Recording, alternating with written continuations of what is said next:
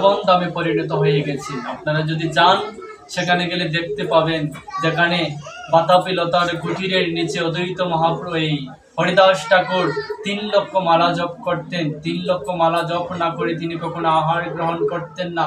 সেই বেনাপোলের জঙ্গলে অদ্বৈত মহাপ্রভু বৃদ্ধ অবস্থায় একটা যষ্টিকে বহন করে যষ্টিতে বড় করে করে 11 জন পার্শ্বদ সহ সেই বেনাপোলের জঙ্গলে এসেছিল। আর সেখানে তারা একটাই কার্য করত, শুধু ইষ্ট গুষ্ট অর্থাৎ কৃষ্ণ কথা আলাপন। যেখানে হরিকথা নাই সেখানে তাদের কোনো সঙ্গ নাই, যেখানে মোর হরিকথা হয় সেখানে কৃষ্ণের আগমন হয়। সে 11 জন পার্শ্বদ মিলে শুধু হরিকথা আর কৃষ্ণ কথায় সময় কাটিয়ে দিতেন। আর এখনো পরিবেশ অদ্বৈত মহাপ্রভুর একটা মনে আশঙ্কা জাগলো, মনে বড় একটা আশা। যারা যাকে বেশি ভালোবাসে তার কথাই কিন্তু অনেক জায়গায় গেলে চিন্তা করে বাবা।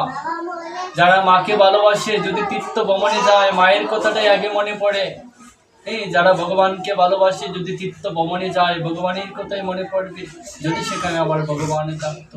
যারা গৌরীকে ভালোবাসে তারা গৌরীর কথাই চিন্তা করে, যদি সেখানে আমার গৌর থাকতো। যারা ভক্ত সঙ্গ ভালোবাসে, যারা ভগবানকে ভালোবাসে, ভগবানের কথা যাদের হৃদয়ে শ্রবণে গেলে সমস্ত আশা আকাঙ্ক্ষা ত্যাগ করে এই মুহূর্ত ভগবানের সঙ্গী হয়ে যায়, তাদের হৃদয়ে একটাই বাসনা, আহারে যদি সেখানে আমার ভগবান থাকে। মদ ভক্ত যত্র গায়ন্তি তত্র দৃষ্টমিহি নারদ। নারদকে ভগবান বলেছেন যেখানে আমার ভক্তরা আমার নাম সংকীর্তন করে তথাপি আমি শ্রীমতী রাধা রানীকে নিয়ে সেখানেই উপবিষ্ট হই।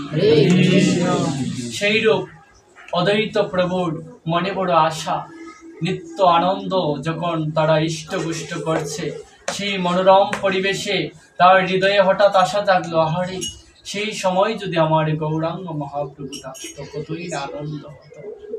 দেখুন ভক্তের বাঞ্ছা কেমন, যে ভগবানকে ভালোবাসে সে ভগবানের কথাই চিন্তা করে, তার হৃদয়ে আশা, আহারে এখন যদি আমার গৌরাঙ্গ মহাপ্রভু থাকতো কতই না আনন্দ হতো।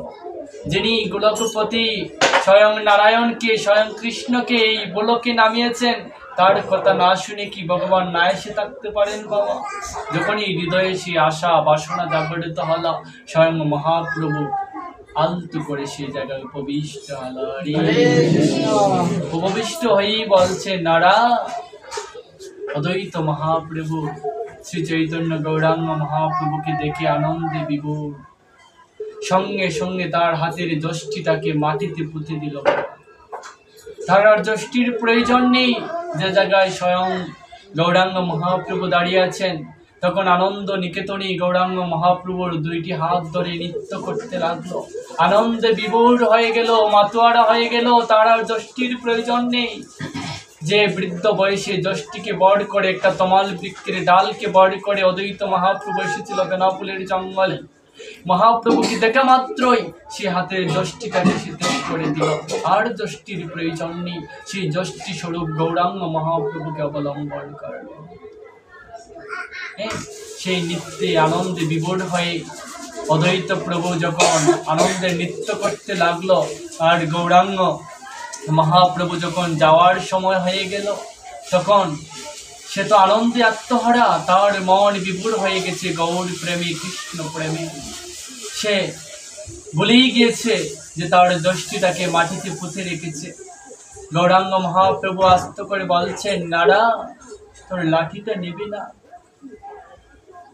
তখন অদ্বৈত প্রভু বলছেন, প্রভু গো, বৃদ্ধ বয়স হলে মানুষ সে লাঠিটাকে বড় করে চলে। আমরা কলিহত জীব দেখুন এমন অন্ধকারে নিমজ্জিত হয়ে আছি, আমাদের সাধনার সময়টাকে বৃদ্ধ বয়সের জন্য রেখে দিই। তখন অদ্বৈত মহাপ্রভু সেই জায়গায় একটা শিক্ষা দিয়ে গেলেন, হে গৌর সুন্দর, মানুষ বৃদ্ধ বয়সটাকে রেখে দেয় সাধন ভজনের জন্য, আর সে বৃদ্ধ বয়সী লাঠিকে সম্বল করে চলে।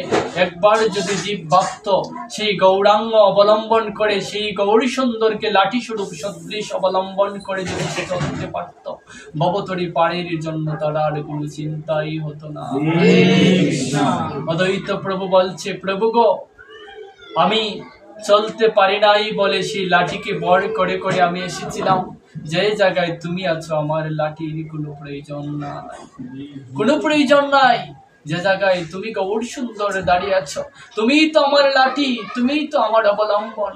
তুমি কি আমাকে শেষের দিনে অবলম্বন স্বরূপ লাঠি সদৃশ আমাকে ভব নদী পার করে দেবে না? সেই জীবদেরকে শিক্ষা দিয়ে দিলেন, অহে জীব, অহে কলির অন্ধ জীব, তোমরা সেখান থেকে শিক্ষা নাও। যে সময়টাকে তোমরা বৃদ্ধ বয়সের জন্য ভজনের জন্য রেখে দাও। এ কেশ পাকিবে, দন্ত লড়িবে, সম্বল হইবে মোর লাঠি। লাঠিকে অবলম্বন করে যখন তোমরা চলবে, তখন তোমরা গৃহের মধ্যে বার হয়ে যাবে, বোঝা হয়ে যাবে। তখন তোমার ভজনের সময় আর থাকবে না।